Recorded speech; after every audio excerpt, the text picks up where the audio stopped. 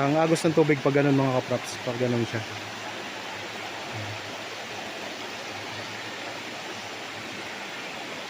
Ayan.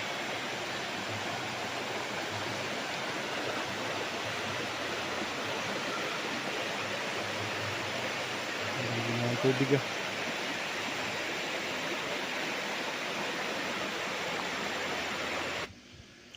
Magandang araw po mga kaprops. Ito po yung highway. Yan. Ito pong direksyon nito papunta po yan sa town proper ng Liliw. Tapos dito naman sa kabila, ito naman po ang papunta sa town proper ng Mahayhay. Kasi boundary na po ito ng Mahayhay mga kaprops, itong barangay na ito. Yan. Pagpasok natin doon sa property, may dadaanan din po tayong property na ito na po ang magiging right of way na i-offer ko sa inyo ngayon. Yan, ang daming mga naliligo dito mga kaprops.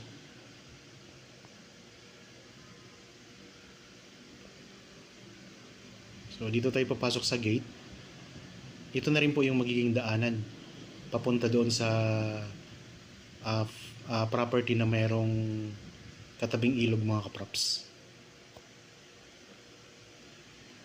So malinis kasi dito ang ilog sa Liliw eh. Kaya maraming nagsiswimming dito, lalo na ngayon na mainit ang panahon. Ako nga po pala si Bads, ay inyong laging kasama para sa virtual viewing sa mga property na i-offer namin sa inyo. So maraming nakapark dito mga kaprops kasi tabi po ito ng ilog. Okay, ayun lang po ang kalsada mga kaprops. Tapos may tulay po ito. Malapit sa tulay. Yan, may mga cottage po ditong nilagay. Meron ng access ng kuryente at saka tubig. Bali ang property ay mula dito mga kaprops ay nasa 200 meters ang layo. May madadaanan tayong mga farmland din dito.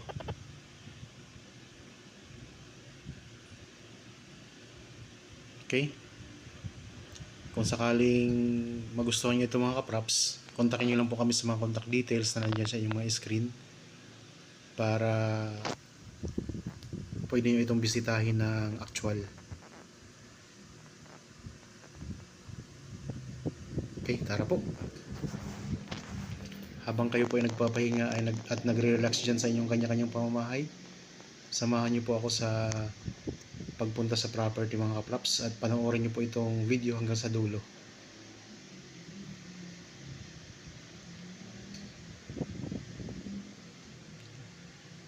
So pansamantala mga kaprops, maglalakad tayo papunta dun sa property. Konting ayos lang po itong kalsada mga kaprops ay makakapasok na itong sasakyan.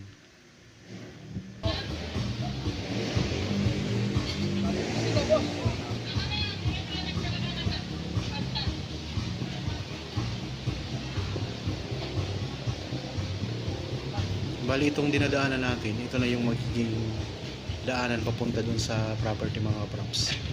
Meron na po yung kasunduan sa barangay, yung may-ari nito at saka yung may-ari ng property na i-offer ko sa inyo. Malinis ang ilog dito, tapos napakalamig ng tubig.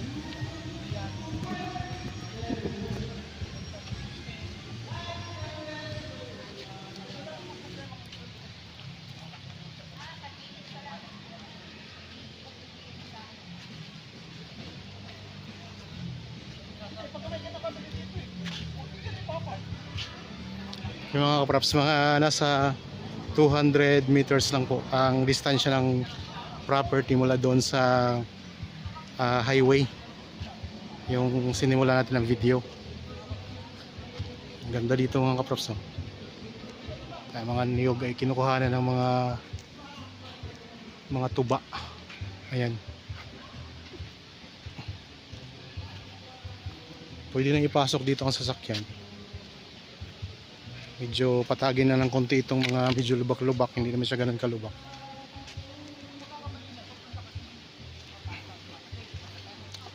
Ang pupuntahan natin property mga kaprops, meron tayong pupuntahan na 3,200 square meters ang sukat.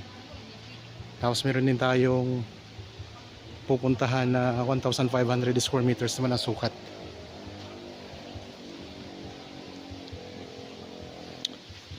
Ako nga po pala si Buds, ang inyong kasama para sa virtual viewing sa mga property na i-refer ko sa inyo. Ngayon, nandito tayo sa bayan ng Liliw, Laguna. Malapit na rin po ito sa Mahayhay.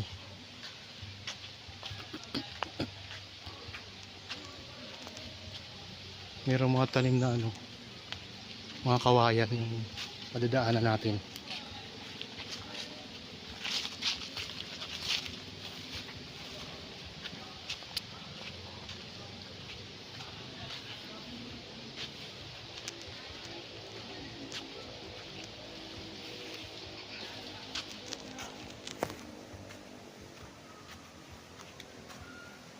Sa mga viewers ngayon na mayroon ding property na gustong ibenta, pwede nyo po kaming kontakin para makuha na namin ng video ang inyong property, mga kapraps. Kung nandito lang kayo sa lalawigan ng Laguna, yan, malapit lang yun sa amin, pwede namin kuhanan ng video ang property po ninyo.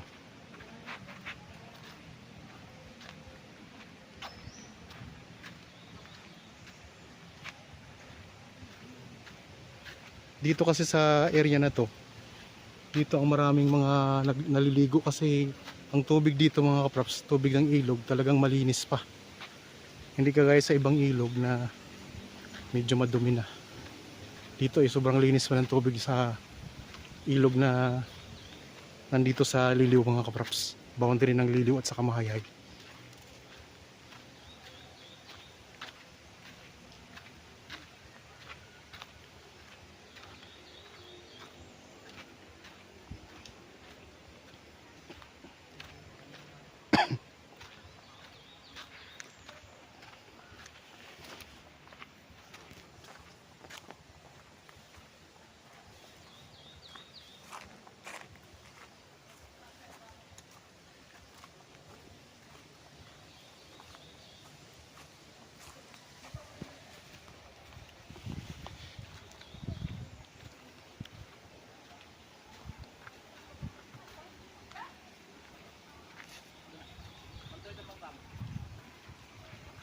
May dadaanan tayong maliit na sapa. Yan.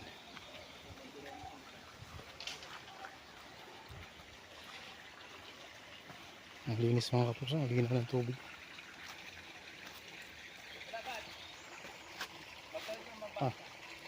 So ang property, mga kapraps,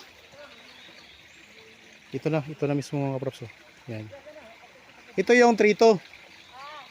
Yan, ito yung 3,200 square meters.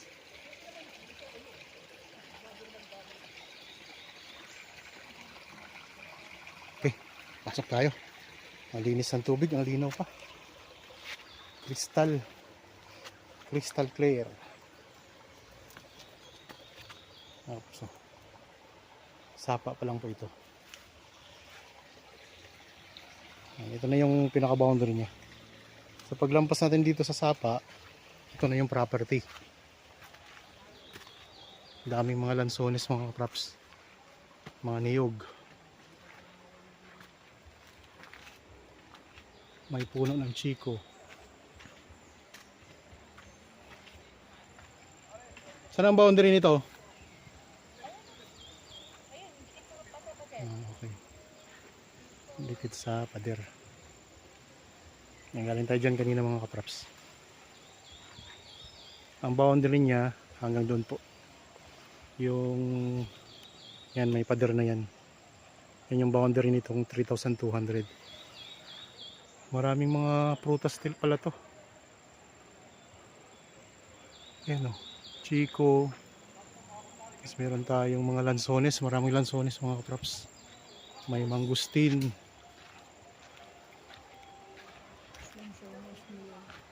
Mga niyog. Ito, ang laki ng puno ng mangustin.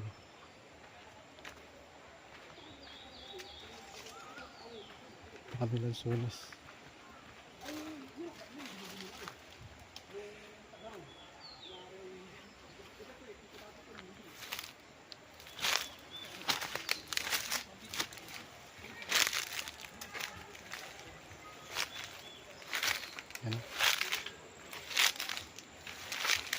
mga kapraps. Merong dalawang malaking puno ng mangustin.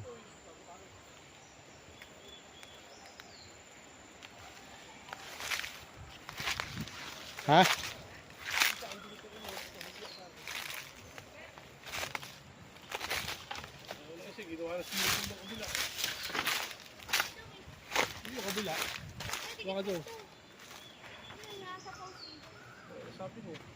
May guyabana din mga kapraps. Tapos may kaimito.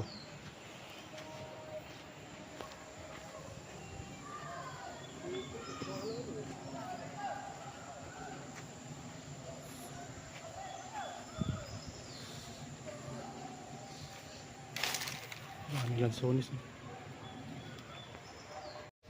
Yan. Dito muna tayo ngayon mga kapraps sa 3,200 square meters. Ito ay titulado mga kapraps, itong 3,200 square meters. Meron itong boundary na bukal mismong katabi ng property. Tapos itong katabi mga kapraps, yan, ito po. Ito naman yung 1,500 square meters na dikit mismo sa ilog. Yan. So ito yung 3-2. Ibig sabihin, ang buong sukat nito lahat-lahat mga kapraps ay 4,700 square meters. So para magkaroon ka ng katabing ilog, kailangan isama mo tong property na to na 1,500. Ito naman po ay, ang dokumento nito mga kapraps, itong 1,500 ay tax declaration. Tapos itong 3,200, ito yung titulado. Yan. Ang presyo nito mga kapraps ng kabuuan ay makikita nyo po sa description box at sa title nitong video. Ayun, ang daming tanim mo. Mangustin, lansones, mga niyog, at iba pang mga tanim. Tapos pupuntahan naman natin yung 1,500. Yan. Dikit na dikit mga kapraps, ito yung pinaka boundary ng 3,200. Tapos paglampas natin dito, ito na yung 1,500 square meters.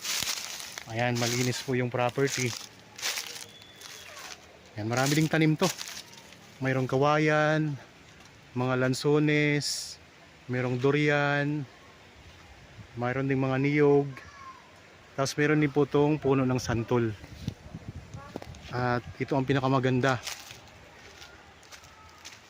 Dikit po ito sa ilog mga kapraps. Meron na tayong right of way papasok dito sa loob ng property sa 3,200. Tapos bago tayo dumaan, makarating dito sa 1,500, itong kinaroroonan natin ngayon, kailangan dumaan tayo sa 3,200. So pag bibilhin nyo po ito, magkasama na itong dalawa papasok dito sa 1,500. Yan, daming mga, mayroon din palang mga rambutan mga kapraps. Mga guyabano, may kakao, marami siyang tanim. Basta ang boundary niyan, yung mga hanggang hawa na yan mga kapraps. Yung hawa na yan, yung mga malinis na, yan pa ang pinaka boundary nito. Lahat-lahat ay 4,700 square meters na. Punta tayo dito sa ilog. Sa ngayon mayroon dito mga naliligo kasi summer ngayon mga kapraps, nagpapalamig. Ito na yung ilog oh.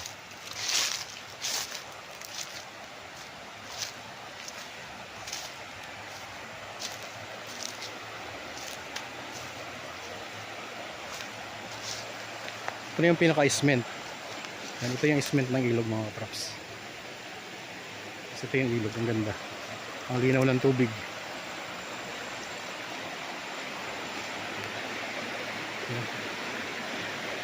Dito may ginawa silang hinarangan nila dyan hinarangan nila dyan para lumalim.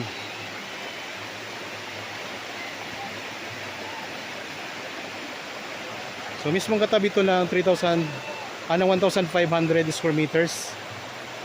Yan, ito mga kapraps ito yung 1,500. Yan, meron din tayong mga puno ng mangga dito. Kaimito. So sa gilid may puno ng mangga at saka kaimito.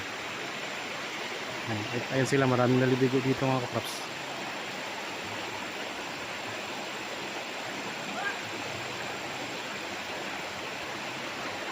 Diretso yung ilog, mahaba pa po to. Diretso pa doon ang ilog. So malinis ang tubig dito. Kita nyo naman, napakalinaw. Napakalinaw ng tubig. Tapos ang lamig ng tubig dito mga kapraps. Yan, ang lamig ng tubig. Parang may yelo. So perfecto sa ganitong panahon na mainit. Sarap magpalamig dito mga kapraps.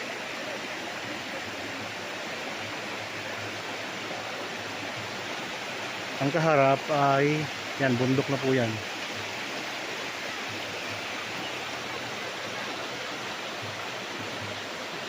Sa hilirang ito, ang dami naliligo dyan. Ang agos ng tubig pag ganun mga kapraps, pag ganun siya.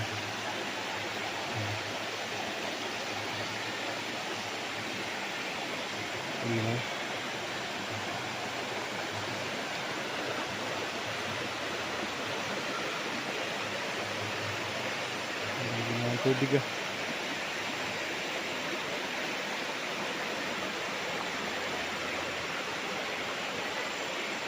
yung cement natin hanggang doon ang property, yung kawayan na yun, yun yung pinaka corner natin. Tapos dito ito yung cement ng ilog, ito yung ilog na sako pag ganun po mga kapops. Sarap pang swimming.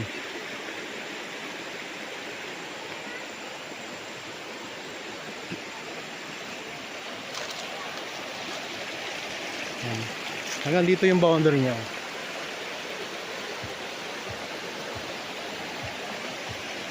Hanggang dyan mga katraps. Pag ganun po mga katraps. Doon sa puno ng rambutan. So yun yung boundary ng property. Yung kabila iba naman po yun.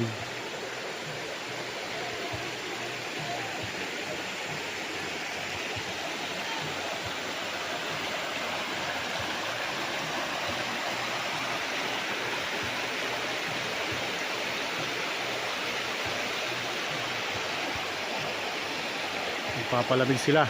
Sarap dito magpalamig.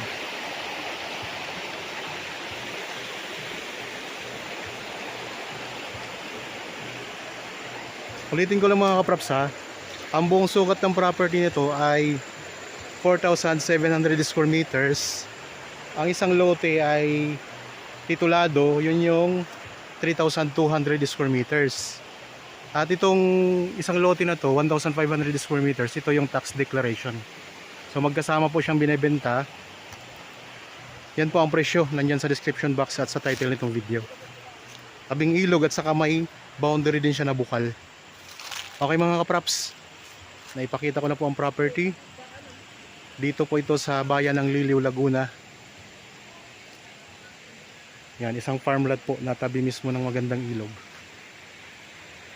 Dami pang mga tanim. Okay, maraming salamat po sa inyong panonood. Para po sa bago pa lang sa aking channel at napadaan lang po dito sa aking channel, huwag niyo pong kalimutang mag-subscribe at pindutin na rin po ang notification bell para maging updated kayo sa mga bagong property na i-offer namin. Maraming salamat po, lagi tayong mag-iingat at God bless po sa ating lahat mga kapraps.